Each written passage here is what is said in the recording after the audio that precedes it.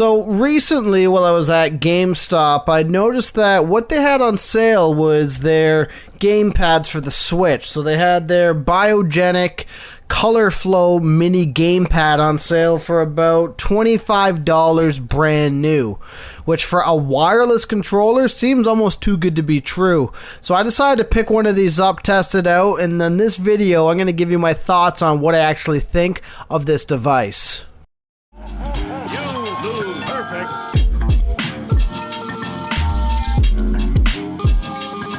So one of the things that enticed me to purchase this controller is this is an actual wireless controller for the Switch.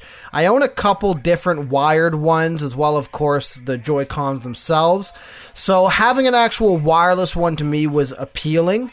This, as far as I'm concerned, works relatively well. The latency from my testing was pretty good. It also features a couple little extras like a turbo button on the controller. Setting it up was pretty easy. I was able to just plug it into the Switch, and when it charged, I was able to unplug it, and it seemed to have actually been connected at that point. One thing you'll notice, though, is this controller itself is very small.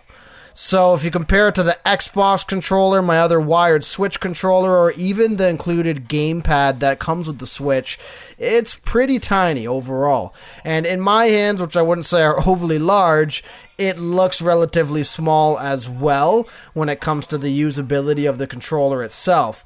Now, in comparison to the layout, though, it's not radically different than the Joy-Cons. So if you're used to the Joy-Cons, it's relatively good overall in terms of where the buttons are placed and the distance between them. And in testing this controller and trying it versus my Joy-Cons, it wasn't that dramatically different. So where I really wanted to see where this controller would measure up, however, is actually trying it on a couple key games. For me, the biggest thing with some of these third-party controllers is things like shooters. So this game is Call of War as Gunslinger. Now, as you watch me playing here, one of the things that I did notice and will mention is that it did feel a little jerky in terms of the movement.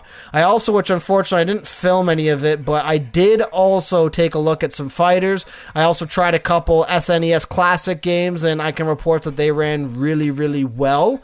Overall, though, as a main controller, I would say this probably isn't going to be a long-term thing for me.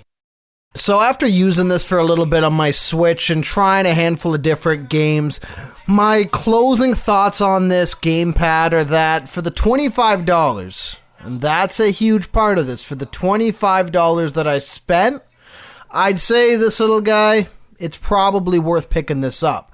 Now, you have to put a couple other things around that. At $25, and if this is going to be a gamepad that you're using as either a backup or something that you're using for a second player on basic games or something even like Smash Brothers, I'd say that this type of controller is worth that $25. Now, beyond that, the size itself, for me, just doesn't seem like something that I would use long term. Now, again, as a backup controller or secondary controller for the $25, I think there's some value there.